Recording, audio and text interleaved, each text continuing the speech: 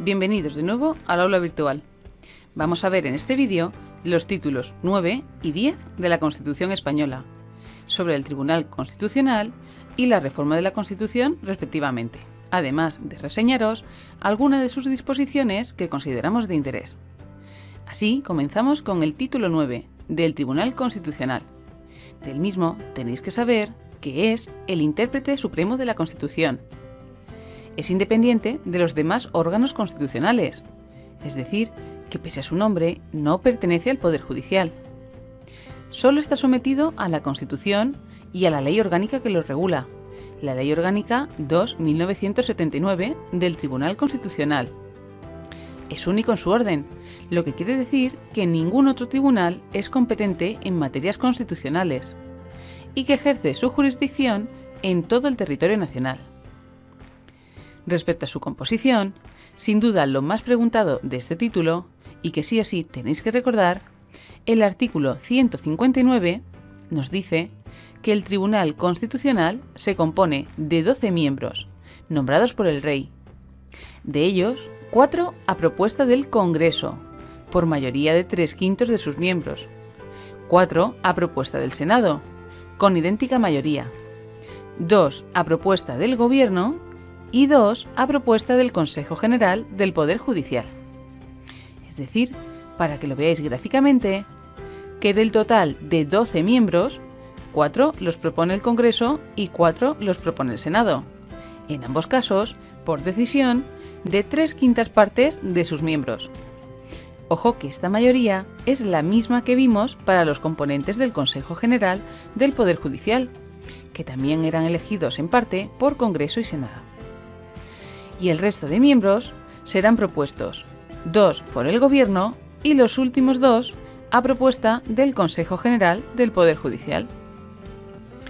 A continuación, respecto al perfil que deben tener sus miembros, el apartado 2 nos dice que los miembros del Tribunal Constitucional deberán ser nombrados entre magistrados y fiscales, profesores de universidad, funcionarios públicos y abogados, todos ellos juristas de reconocida competencia con más de 15 años de ejercicio profesional. Este apartado, fijaros, que es muy similar al de los componentes del Consejo General del Poder Judicial, que debían ser abogados y juristas de reconocida competencia y también con más de 15 años de ejercicio en su profesión. No os confundáis, que en este apartado, aunque parece que se amplía a profesores de universidad y funcionarios, todos tienen que ser juristas con ese requisito de 15 años de profesión. A continuación, el apartado 3 nos dice, respecto a su renovación, que los miembros del Tribunal Constitucional serán designados por un periodo de 9 años y se renovarán por terceras partes cada 3.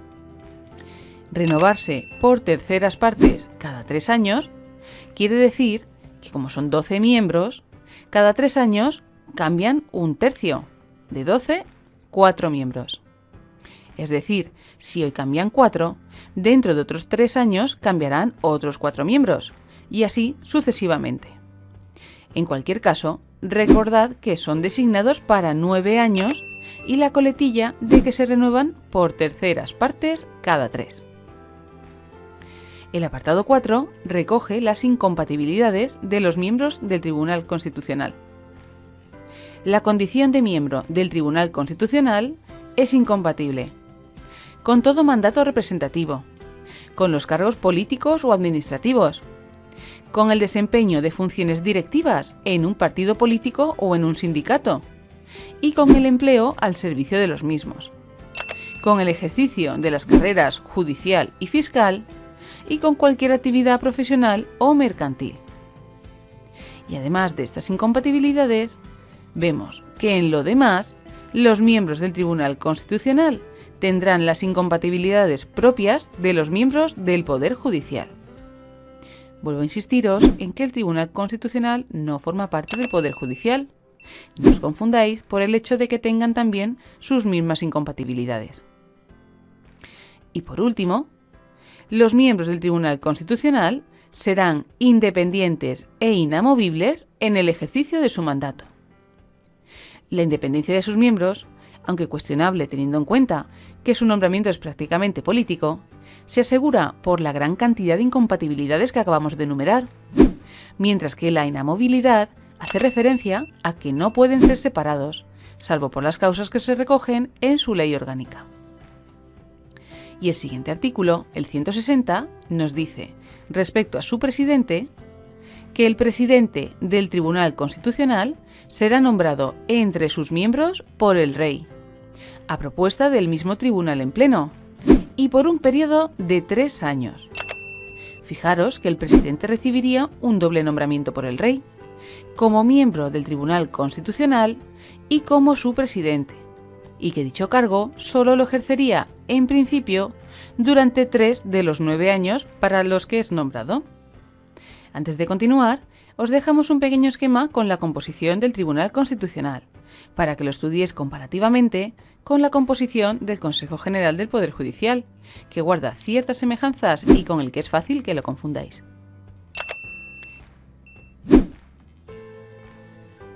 Y a continuación, vemos en el artículo 161 los temas sobre los que va a poder juzgar o resolver el Tribunal Constitucional. El Tribunal Constitucional tiene jurisdicción en todo el territorio español y es competente para conocer del recurso de inconstitucionalidad contra leyes y disposiciones normativas con fuerza de ley. De aquí es fundamental recordar que el recurso de inconstitucionalidad únicamente se admite contra normas con rango de ley. Los reglamentos no admiten recurso de inconstitucionalidad. Por lo tanto, no es posible interponer este recurso contra un Real Decreto, por ejemplo. Del recurso de amparo, por violación de los derechos y libertades referidos en el artículo 53, apartado 2. Este artículo nos decía, sobre las garantías de los derechos y libertades del título primero, que cualquier ciudadano podrá recabar la tutela de las libertades y derechos reconocidos en el artículo 14 y la sección primera del capítulo segundo, es decir, los artículos del 14 al 29, a través del recurso de amparo ante el Tribunal Constitucional, y que además incluía el derecho a la objeción de conciencia recogido en el artículo 30.2. Pues bien, de estos derechos, que en su momento dijimos gozaban del más alto nivel de protección, nos referíamos a que si son vulnerados, cabe interponer este tipo de recurso, el recurso de amparo. Otra materia competencia del Tribunal Constitucional es, en el apartado C, de los conflictos de competencia entre el Estado y las comunidades autónomas o los de estas entre sí. Es decir, cuando ambas administraciones, estatal y de las comunidades autónomas, creen que la competencia es suya o bien que no les corresponde y que compete al otro. Y por último, de las demás materias que le atribuyen la Constitución o las leyes orgánicas. A continuación, el apartado 2 recoge un aspecto muy preguntado y que representa una excepción a lo que acabamos de ver. El Gobierno podrá impugnar ante el Tribunal Constitucional las disposiciones y resoluciones adoptadas por los órganos de las comunidades autónomas. La impugnación producirá la suspensión de la disposición o resolución recurrida, pero el tribunal, en su caso, deberá ratificarla o levantarla en un plazo no superior a 5 meses. Es decir, que el Gobierno puede impugnar ante el Tribunal Constitucional cualquier disposición o cualquier resolución que adopten las comunidades autónomas, con independencia de que se trate de una ley, un reglamento o incluso una resolución administrativa, debiendo ratificar o levantar la impugnación impuesta por el Gobierno en un plazo máximo de 5 meses, que es lo que más frecuentemente se pregunta. El siguiente artículo, el 162, nos dice quién va a poder interponer los recursos y cuestiones que acabamos de ver son competencia del Tribunal Constitucional. Este artículo, junto con el de la composición del Tribunal Constitucional, es de los más preguntados. Y nos dice que están legitimados para interponer el recurso de inconstitucionalidad el presidente del Gobierno, el defensor del pueblo, 50 diputados, 50 senadores, los órganos colegiados ejecutivos de las comunidades autónomas y, en su caso, las asambleas de las mismas. Ojo que solo lo puede interponer el presidente del gobierno, no el gobierno en su conjunto, a diferencia de la impugnación a las disposiciones de las comunidades autónomas, que es justo al contrario, las puede presentar el gobierno, no el presidente. Por otra parte, los órganos colegiados ejecutivos de las comunidades autónomas se refiere a los gobiernos de la comunidad autónoma y las asambleas a los parlamentos autonómicos. Por otra parte, para interponer el recurso de amparo, toda persona natural o jurídica que invoque un interés legítimo, así como el defensor del pueblo y el Ministerio Fiscal. Fijaros que en el caso del recurso de amparo, que protege los derechos fundamentales, es el único que puede ser interpuesto por personas naturales o jurídicas. Eso sí, solo cuando nos afecte directamente. Los otros dos órganos que lo pueden interponer son el Defensor del Pueblo y el Ministerio Fiscal, que ya vimos cuando hablamos de ellos que eran órganos que garantizaban el respeto a los derechos fundamentales y la legalidad. Y por último, en los demás casos, la ley orgánica determinará las personas y órganos legitimados. Antes de continuar, os dejamos también un pequeño resumen sobre estos dos últimos artículos, sintetizando lo que tenéis que recordar.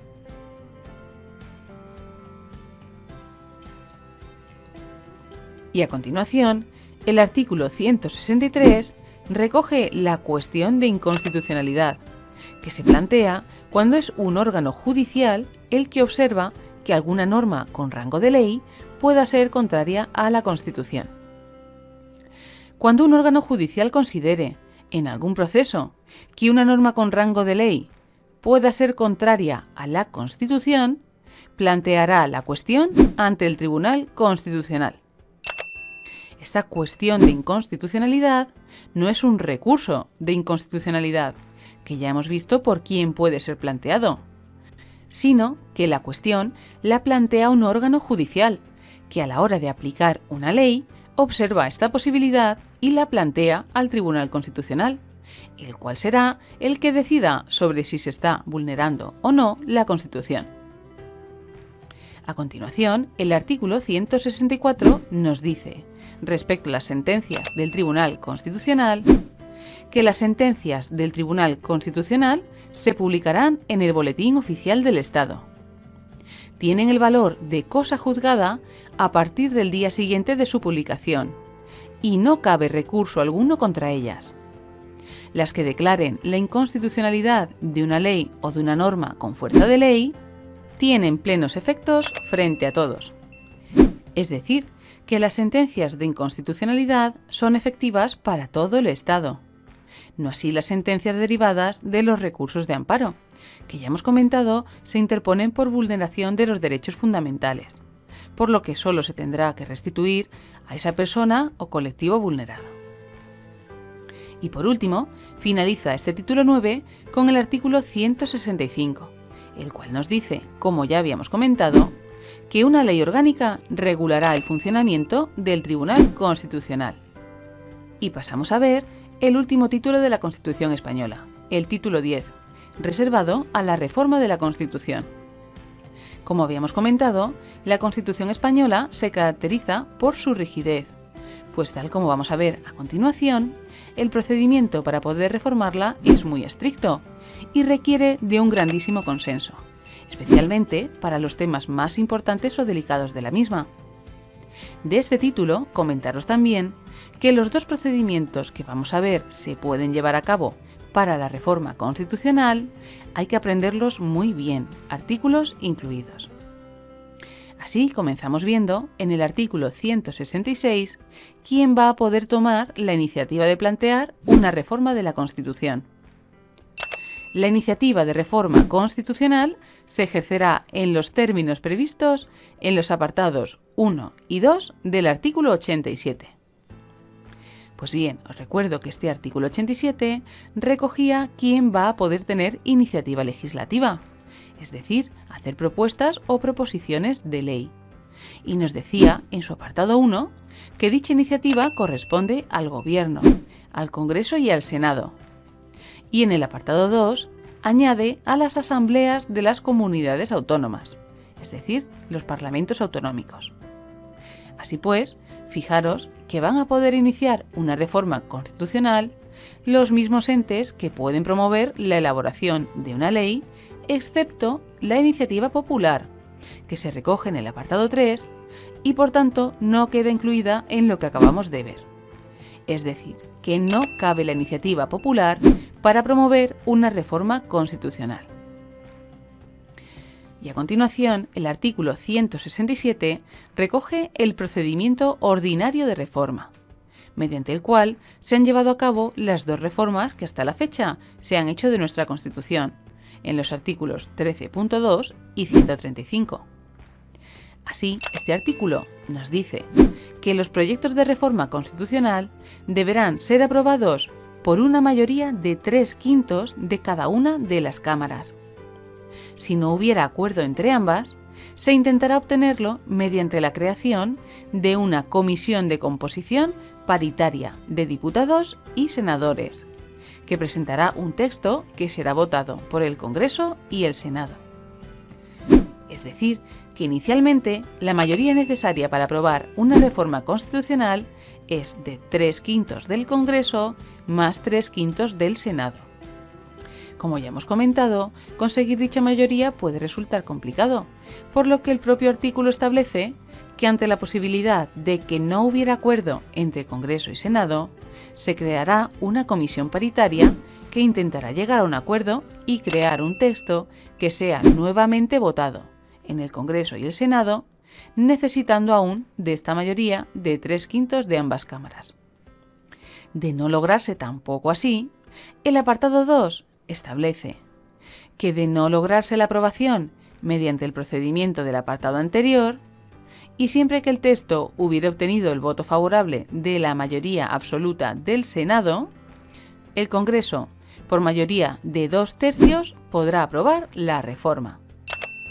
Así que, como veis, en el caso de que no haya acuerdo, se rebajan los requerimientos y en última instancia será necesaria solo la mayoría absoluta del Senado y la mayoría de 2/3 del Congreso para aprobar la reforma. Y el apartado 3 añade como una posibilidad que, aprobada la reforma por las Cortes Generales, será sometida a referéndum para su ratificación cuando así lo soliciten 1/10 parte de los miembros de cualquiera de las cámaras. Fijaros en que dicho referéndum de ratificación no es un requisito, sino una posibilidad, pues solo se llevará a cabo si lo solicitan 1/10 parte del Congreso o del Senado. Y pasamos a ver en el artículo 168 el procedimiento extraordinario de reforma. Como vamos a ver en el primer apartado, este procedimiento se aplicará solo cuando se pretendan reformar algunas de las partes más sensibles de la Constitución y va a requerir de un procedimiento aún más complejo. Cuando se propusiere la revisión total de la Constitución o una parcial que afecte al título preliminar, el capítulo 2, sección primera del título primero o al título 2, se procederá a la aprobación del principio por mayoría de 2/3 de cada cámara y a la disolución inmediata de las Cortes. Así que por este apartado se establece que para la reforma, bien de la totalidad de la Constitución, como de cualquier cosa que afecte al título preliminar, a la sección primera del capítulo 2 del título primero, es decir, los derechos fundamentales y libertades públicas de los artículos 15 al 29, o al título 2 de la Corona, requerirán mayoría ya no de 3/5 como hemos visto en el procedimiento ordinario, sino de 2/3 de ambas cámaras, y además supondrá la disolución inmediata de las Cortes. Además de esto, continúa el artículo diciendo en su apartado 2 que las cámaras elegidas deberán ratificar la decisión y proceder al estudio del nuevo texto constitucional, que deberá ser aprobado por mayoría de 2/3 de ambas cámaras. Es decir, que las nuevas Cortes formadas tras la disolución de las mismas deben volver a votar la reforma y aprobarla, nuevamente por mayoría de 2/3 de cada Cámara. Como veis, en este caso, no se establece ninguna otra opción en caso de no llegar a acuerdo, como ocurre en el procedimiento ordinario. Y por último, el apartado 3 recoge un último requisito. Aprobada la reforma por las Cortes Generales, será sometida a referéndum para su ratificación. También, a diferencia del procedimiento ordinario, en el que el referéndum de ratificación era opcional, en este caso es requisito para poder llevar finalmente a cabo la reforma. Antes de continuar, os dejamos un esquema de ambos procedimientos de reforma de la Constitución, que os recuerdo es importantísimo que memoricéis.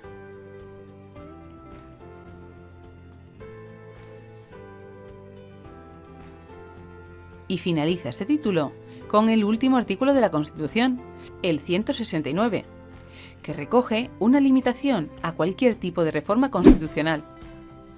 No podrá iniciarse la reforma constitucional en tiempo de guerra o de vigencia de alguno de los estados previstos en el artículo 116, que os recuerdo son los estados de alarma, excepción y sitio. Así, por este artículo, se prohíbe la iniciativa de la reforma en tales situaciones, pero no así la aprobación de una reforma que ya haya sido planteada con anterioridad.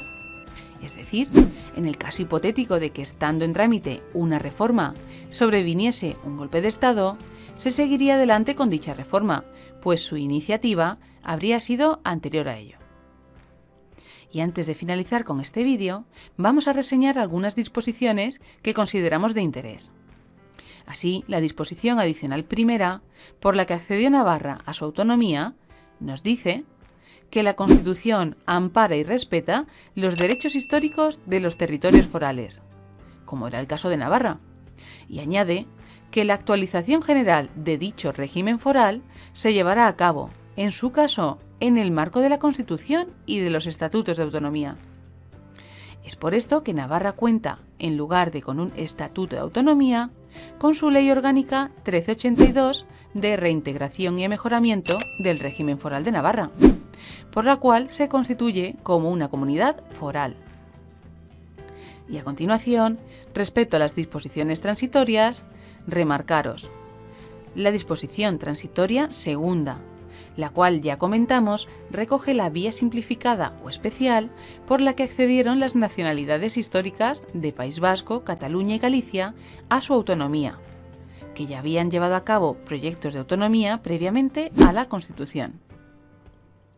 Los territorios que en el pasado hubiesen plebiscitado afirmativamente proyectos de estatuto de autonomía y cuenten con regímenes provisionales de autonomía, podrán proceder inmediatamente en la forma que se prevé en el apartado 2 del artículo 148, cuando así lo acordaren por mayoría absoluta sus órganos preautonómicos colegiados superiores. El proyecto de estatuto será elaborado a convocatoria del órgano colegiado preautonómico. Es decir, que por esta disposición, dichos territorios pudieron acceder directamente al techo competencial desde el principio, sin tener que esperar ese lapso de 5 años para asumir las competencias del artículo 149. Y además, sustituir la iniciativa de diputaciones y municipios y emplear a sus órganos preautonómicos para aprobar su estatuto. A continuación, vemos en la disposición transitoria cuarta que se contempla la posibilidad de adhesión de Navarra al País Vasco, circunstancia que no llegó a ocurrir. En el caso de Navarra, y a efectos de su incorporación al Consejo General Vasco o al régimen autonómico vasco que le sustituya, la iniciativa corresponde al órgano foral competente, el cual adoptará su decisión por mayoría de los miembros que lo componen. Y por último, la disposición transitoria quinta recoge la vía por la que las ciudades de Ceuta y Melilla pudieron acceder también a la autonomía, mediante ley orgánica de las Cortes Generales. Las ciudades de Ceuta y Melilla podrán constituirse en comunidades autónomas, si así lo deciden sus respectivos ayuntamientos, mediante acuerdo adoptado por la mayoría absoluta de sus miembros, y así lo autorizan las Cortes Generales, mediante una ley orgánica. Y por último, reseñaros una curiosidad alguna vez preguntada, Y es que, por la disposición final, esta Constitución entrará en vigor el mismo día de la publicación de su texto oficial en el Boletín Oficial del Estado. Se publicará también en las demás lenguas de España. Y con esto, ahora sí, finalizamos con este vídeo y con el estudio de la Constitución. Como siempre, reseñamos los aspectos más importantes vistos, que han sido la composición del Tribunal Constitucional, recogida en el esquema, los recursos de los que conoce el Tribunal Constitucional y quién puede interponerlos, también en esquema, los dos procedimientos de reforma de la Constitución, el ordinario y el extraordinario, y por último, las disposiciones reseñadas. Nos vemos en el próximo vídeo.